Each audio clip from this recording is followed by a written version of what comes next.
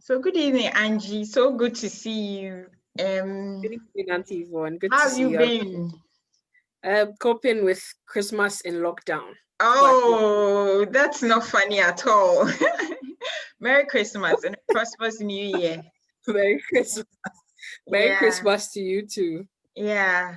So today I wanted us to have a very quick discussion on New Year resolutions. Yeah. Basically, and around this time, everyone is thinking through one, and Mm, I think that you are the best expert, I mean global expert, to handle yeah. this conversation, because you've done a lot more on mental health promotion among the Black community, and I feel that you have a lot of experience and observations to guide this conversation. So can you tell us a bit about yourself?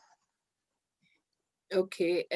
You are more the expert than I am, so I'm learning from you. But yes, my name is Angela Kumah, and I'm a PhD researcher and a clinical psychologist at the Birmingham City University. I'm in the public health department. We teach public health and health psychology, but my research is in mental health promotion for Black and Afro-Caribbean people, incorporating cultural sensitivity in mental health Right, promotion and understanding what the strengths and resiliences are within these communities in such right, a way that you can improve service delivery. right. Yeah. So, Yeah. and Basically, Angie, I wanted us to talk around three main tags. I mean, when yeah, people seek to pen down New Year resolutions, three main, ideas come to mind. And I wanted us to put a description around these three main tags. The first one is the kind of person the individual is. I feel that a lot more often people put down ideas on New Year resolution without having an objective assessment of the kind of person he or she is. Can you throw a bit of light on that? yeah, sure. Before we go into that, I'm not a big believer in New Year resolutions Right, anymore. I used to, but not anymore because I believe that every day you wake up is an opportunity to change a behavior or do right, something new or start a new right, habit or continue something you stopped. right, So yeah, but yes, as Yvonne has rightly mentioned, it's very important to know the kind of person that you are, understand your personality, understand your temperament, understand what your motivations and are surrounding your goals. right, Why are you doing it? Why did you come up with this idea in the right, first place? I was saying previously that I know that even though I'm very goal oriented, I'm also a very big procrastinator. So I have to learn how to balance both my strength and my weakness. right, So make ample time for when I have to meet deadlines, make space for my I've right, lazy days, things like that. It's very right, important to know the kind of person that you are. So doing simple things like going online to take a personality test can right, really reveal the kind of person that you are. When you do like the Myers-Briggs 16 personality test, for instance, I don't right, remember what website it's on, it gives you like a whole range of what your weaknesses or your strengths may be. It may not necessarily be exactly who you are, but right, it will be good enough if you answer, the questions well, do a temperament test, see the kind of person that you are. right, I also found that when you don't know what your weaknesses are right, and you focus too much on your strengths, when right. things come your way and you find yourself in a place where you're in a space of difficulty, it's hard for you to Right, cope. So I started to advise people to do a SWOT analysis. I did right, one on myself, and a SWOT analysis is finding out what your strengths are, your weaknesses are, what your opportunities are, and what your threats are. It's right, more of a business analysis model, but it's very, very important to do that kind of thing on yourself to find out that, okay, these are my strengths and these are my weaknesses. These are the opportunities that are available for me to grow myself to, right, reach that goal. These are the threats that may come in the way. Like this year, COVID has been a huge threat. If you wanted to right, travel or go to 5 countries on your bucket list, there was no right, way you're going to go anywhere. Um, but it's, I mean, some of these things are unpredictable, but really seeing what the year has presented, putting all those things in mind and seeing that, okay, this may or may not happen, but what strengths do I have available to be able to deal with them or skirts the problems when they come? And then you are not stuck in one place and unable to move when things don't go the way you want them to. Right. Thank you so much. I like the idea about the objective assessment, because these tests are free and they're also available online. And so you can just do a quick, assessment and have that inform the decisions that you take. I'm very happy you talked about that. And I think that it's also a quick shift from the traditional subjective way of assessing, how we plan towards New Year resolutions. Yeah. But Angie, what do you say about short-term and long-term goals along this tag of the kind of person the individual is? Apart from either being a goal-oriented person or not, sometimes you don't have people fall within those polarized states. You live a bit of midline for the chance people who would want to have things happen to them by chance as well. And so what do you think about that as well? The short-term goal, long-term goal-oriented people as well. I think whatever category you fall in is still important to make plans. Right. But really it's about what perspective you are looking at it from.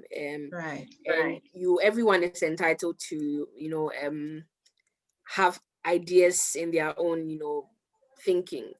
The world would be boring if we thought the same way, or if we're all short-term goal-oriented or long-term goal-oriented. Right. Like you said, there are people who are open to chance or fate, or there are also people who are spontaneous and go with the, flow, go with the moment. Right. And I don't think anybody is permanently one thing. All of us gets to that stage where we are like fluid and want to go with the flow. But it's still important to be able to say that within the next few months, or this is the amount of work I want to do, this is what I want to achieve when it comes to like your academic goals, your relationship goals, your whatever goals you have in mind, or basically just thinking about being a better person, or waking up every morning and practicing gratitude. It may not necessarily be that you have to put down a long-term plan. I think I say I'm very goal oriented, and Auntie Yvonne agrees. But sometimes I just wake up and I'm not in the mood to meet any of those goals. Right. We all have those moments, and I think 2020 has like showed us that like we have more of those moments than we have the I'm motivated and I can do this kind of days. Right. It's okay to be in that place. It's totally okay to be in that position. It's just about, coming back out of it and finding out, okay, now that I am in a place where I'm able to make use of my skills and abilities, what can I do within this frame of time? There are a lot of resources now that are available online, on Pinterest, on Instagram. If you're on social media, look for more beneficial pages or stuff that, motivate you. There are applications that help you if you are more spontaneous, or you are not more in line with whatever will happen. What can come, can come. Right. That question. I think there are accommodations for all of those things. It's just really important to remember that I want to achieve this, and this is what I want to do. This is how far I want to go with it. This is when I hope to achieve it, and be flexible about it. If it doesn't happen, you need to like put these measures in place. That's why I talked about the SWOT analysis, because when you're aware of the threats and opportunities available to you and what your weaknesses are, you are more able to how do I put it? You're more able to accommodate your failures or your shortcomings. You don't beat yourself up as much. Right. The second tag is on what do you want? I find that I don't want to talk about what do you need, because I feel that people put a lot of stress on themselves. It becomes more of a cognitive one when they think through needs. It resonates with survival, and so what do you want as an individual, basically? Any thoughts about that? What do you, it's again, I keep coming back to the idea of perspective, okay? Right. And how you see things, because how we look at things really governs how we approach a situation or approach a goal or a target that we've put in place. I was talking to somebody last time and I was telling them that person was saying, I'm a very pessimistic person, and when people see the glass as half full or half empty, you know, all of that, it doesn't make any sense to me. Or how full, so what, you know? I see emptiness of the glass. And it's, for me, with the what do you want, it's about perspective for me, okay? If the glass is there, okay, and the glass is half full, and you want to see the glass as half empty, you can see it in different dimensions. Exactly. Why is the glass half empty? Who drank the first half of the water? Exactly. Do I really want to drink from that same glass that the person once drank from? Or do I want to pour the water away and use the glass for something else and pour juice? It's about perspective. And that's the same thing with what you want. I think people put it down too much. People who are careful, or people who are, you know, very cautious or aren't risk takers, and people downplay your abilities. I mean, whatever kind of person you are, whether you are half full person or half empty person, or I don't know what the glass is doing there in the first place kind of person, it's really about your perspective, okay? You're able to understand that, okay, your perspective and your idea, what you are thinking really does matter. Then you are more aware of the fact that what you want is necessary. Is it wanting it for yourself? What perspective are you seeing that from? Is it wanting it for the people around you? Is it about your you know, your personal development or the development of the people around you, really? What's your perspective, and what area, what's that direction are you looking at it from, without letting people downplay the fact that, okay, this is what I really want, without letting people discourage you because you are more pessimistic than optimistic. You know, it's really about perspective for me. How are you looking at it? Then when you know how you're looking at it, then you know that, okay, this is how I want it, and this is how I don't want it, and this is why I don't want it that way. You always need to give yourself a reason. You don't just say, I don't want it, or this is what I want. You need to have reasons for why you want the things you want, okay? And then you can come back to do the SWOT analysis again. Why do I need to do this? Or why do I need to get to this particular goal? And then you are more, you get to a point of better feasibility. Even if you are a risk take, I mean, you're a spontaneous person, or you are waiting for chance to happen or for fate, you are still well aware that you have strengths and capabilities and things around you that can facilitate you meeting goals if you do put them in place, you know. So all those things are important. Excellent, Angie, and I totally agree. But quickly, how does that feed into the mental health promotion for the individual? Quickly, how does it help to keep the person safe? I mean, mentally safe, if it's strictly from perspective. If it's strictly from perspective, then I think it's understanding that your opinion is valid. And the way you think about it does not make you less of a person, or does not make you worse or less goal-oriented or a failure. You know, people are, there's always this tag of comparison. You don't see the glass, you're a pessimist, or you're an optimist, or you are like this, or you're too careful. You know, there's always this somebody saying this or somebody saying that comparison that we put ourselves in. And because we are constantly comparing ourselves with other people, what people think about our perspective, we get into this negative rut of I can't do it, I can't get there, I can't achieve my goals, I'm unable to, you know, maintain a clear focus, I get distracted easily, all of those things. That's fine. Everybody is different, you know. But it's important, I keep coming back to the SWOT analysis. What are your strengths and what are your weaknesses? On the days, I think when it comes to mental health, a lot of the time people are unable to find, especially when you set a goal and you're not able to reach it, people are unable to find those strengths. And I always tell people that for every weakness you find 2 strengths. Because I believe that everybody has like a bag of coping mechanisms and resiliences that they can make use of. And if on this day it doesn't work, it will work the next day. I mean, just go through it and find out what your strengths are, what makes me a better person? What around me makes me a better person? Who are the people around me that supports me to make me a better person? And those are the things that when you start to begin to talk about, you understand that it's your mental health and well-being that is paramount and most important as compared to what everyone else is saying or what other people think about your perspective. Right. Thank you for that submission. I totally agree. I totally agree. And the last tag is on, I mean, it's really weird, but I think with COVID and our experiences of the pandemic and all that, I thought through this. And I also think that because no one lives in isolation, so this point or tag will be very important. But let me know what you think. What do you want to be remembered for?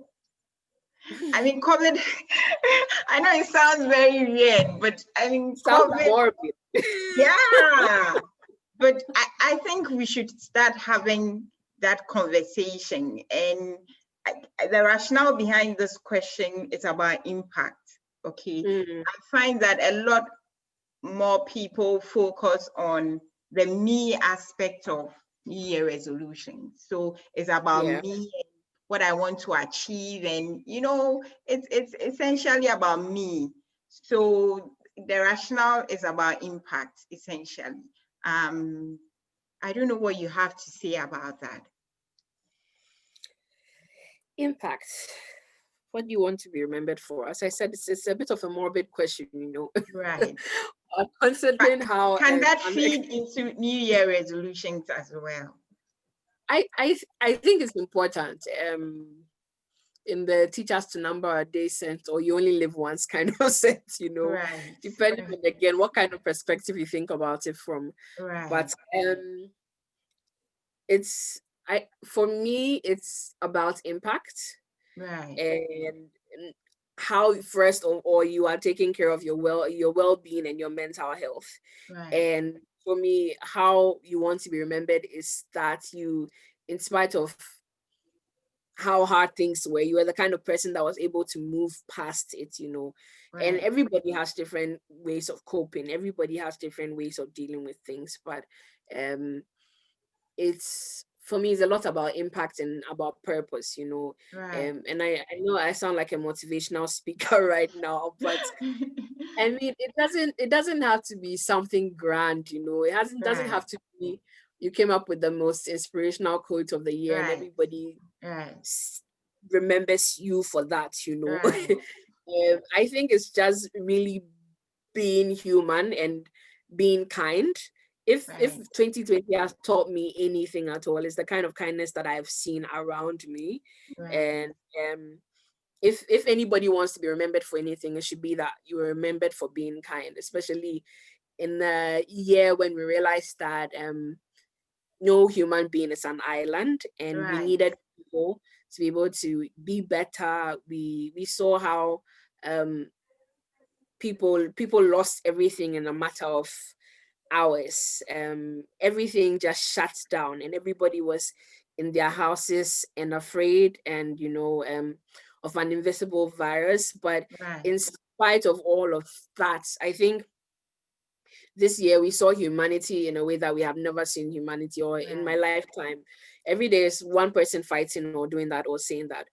But during this period, the solidarity was outstanding. And it all came from the fact that, listen, at the bottom of it all, we're all human, and it's kindness and compassion and love, and just being, knowing that somebody else is human and deserves to be loved, or, deserves to be smiled at, or the basic things. It was going back to the basics of we are human and we deserve kindness and we deserve love and compassion.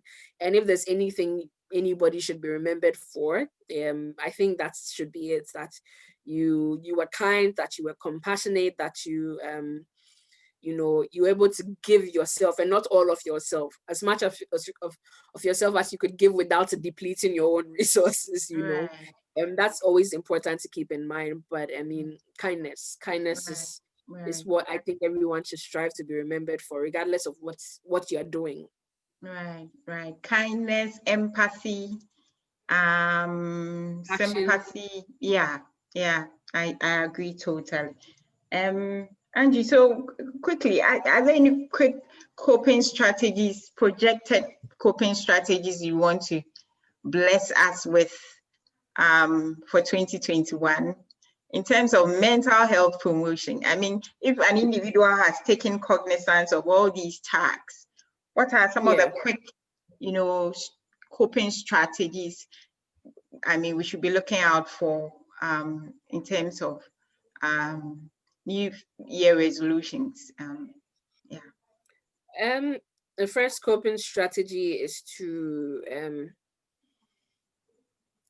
first of all change your mindset about the kind of person that you are. If you constantly think that you're a failure, it's going to be hard for you to feel like you can meet any of those goals. First of all, you need to be accepting of yourself. You need to be accepting of your spontaneity or your slow pacedness or your goal-oriented self. You need to be accepting of who you are and the kind of motivations that surround what you are doing in the first place. You need to understand that, listen, in spite of how much we plan, there are uncertainties in life, and that when they come, we should remember that better days are ahead. It's always the better days are ahead that, we're looking forward to. Like now we're desperately looking forward to being able to go out again. And I'm sure you guys in Ghana are chilling. like there's nothing happening there. Absolutely nothing happening there. Yeah, we're all working on eggshells as to whether we're going into a full lockdown or, but I mean, give yourself that space to be yourself, okay? Spend time with yourself. Sometimes it's because we are constantly surrounded by people and within this environment that there's always the noise and always everybody. Take time for yourself, take time to reflect, do a lot of reflection. I mean, I think we've had a lot of reflecting time in 2020, and we need to do more of that. If you are the kind of person that writes, I think it's important to write when you, as a way of coping. Auntie Yvonne always advises me to write. I don't write as much as she tells me to because I'm always chasing you our thought diaries. I know, right? Auntie Yvonne and her thought diaries, but honestly, I found that even if I can't write, recording myself and listening to what I've said and maybe deleting it later on has helped me to cope. Also, I keep saying that no one is an island, and there are so many resources available and people out there that are happy to support you. We're becoming more and more aware of mental health and well-being, and it's not an issue that is hush anymore because people are becoming more open about depression and anxiety and all that is going on. I think it's important, very, very important during this time to talk to somebody if you feel like you're struggling. Auntie Yvonne, drop me a message. There are people who are happy and willing to just basically listen to you. It may not necessarily be that you there's something wrong in that sense. Sometimes you just really need a sounding board or someone to listen to. Exactly. And you need to remember that there's nothing wrong with being anxious.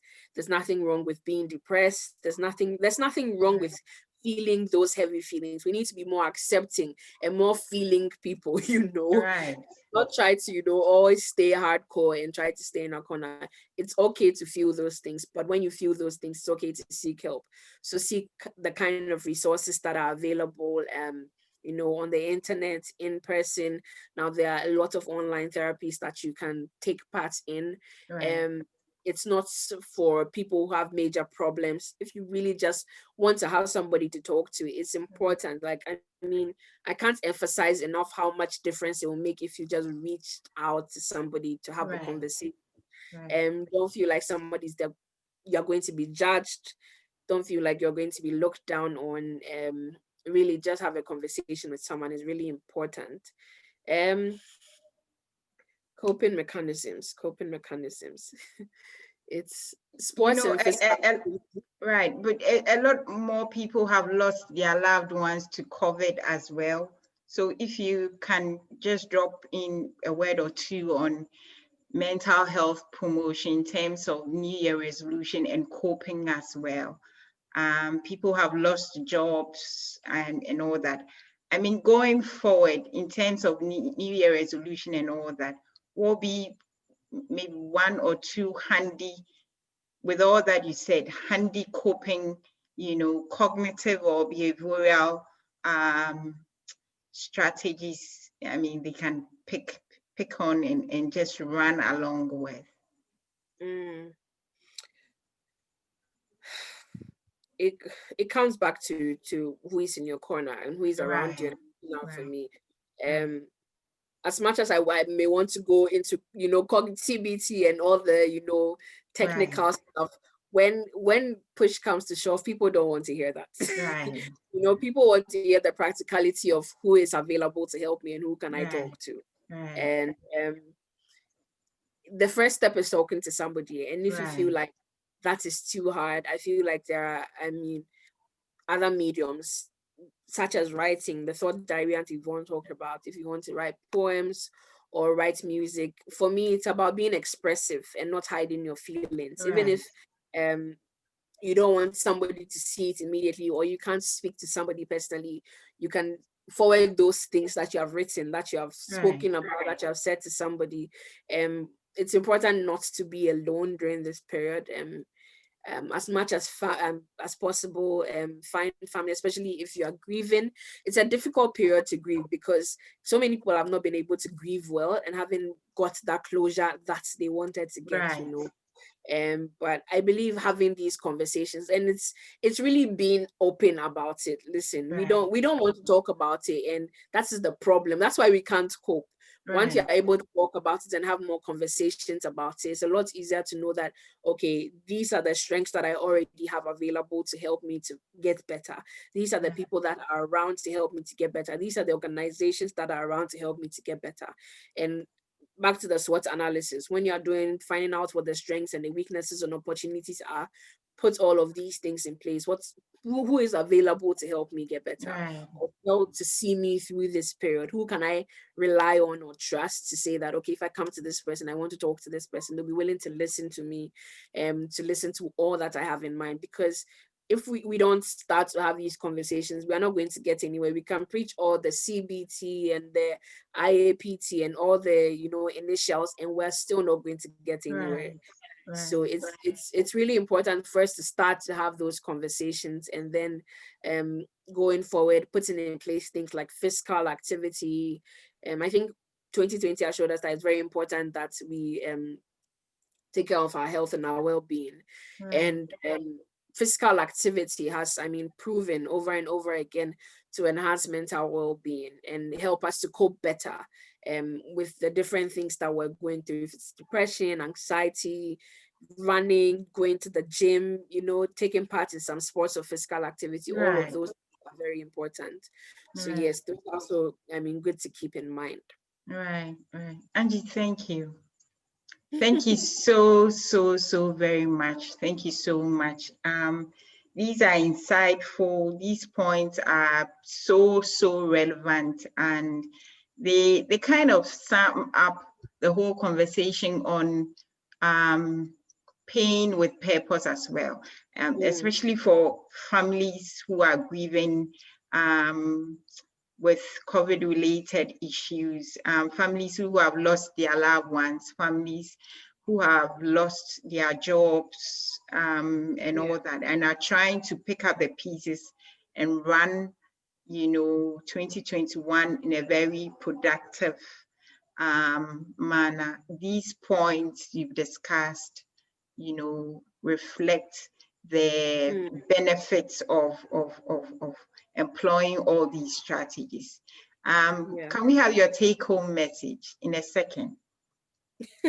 Second, it's important, as Auntie Yvonne said, to look beyond yourself. Be kind, be compassionate. Your mental health matters above a lot of things. So make sure that your mind is in a good place. If you're not in a good place, find help, find someone to talk to, drop Auntie Yvonne a message, to give you a referral, drop me a message. It's all that's important to me is that people are talking about their mental health and are not hiding behind their pain and all that is going on. Talk about it. There are people who are available to listen. Right. Just be willing to talk about it. If you're not ready yet, start writing something. Just basically step by step to get to that point where you're willing to open up to a lot more people about it. But be kind to yourself, be kind to those around you. And it's been a really tough year, but we have gotten through it and we'll continue to get through it. Yeah. Angie, thank you. Thank you so much for having me, Auntie Yvonne. Thank you. I'm so grateful. I look forward to more discussions on mental health promotion in the coming year. So please add me to your New Year resolution discussion with Yvonne. Just find No problem. No problem. I'll put you down in my diary. Please. Thank you so much. Have a blissful New Year. You too as well. Happy New Year, Yvonne. Bye.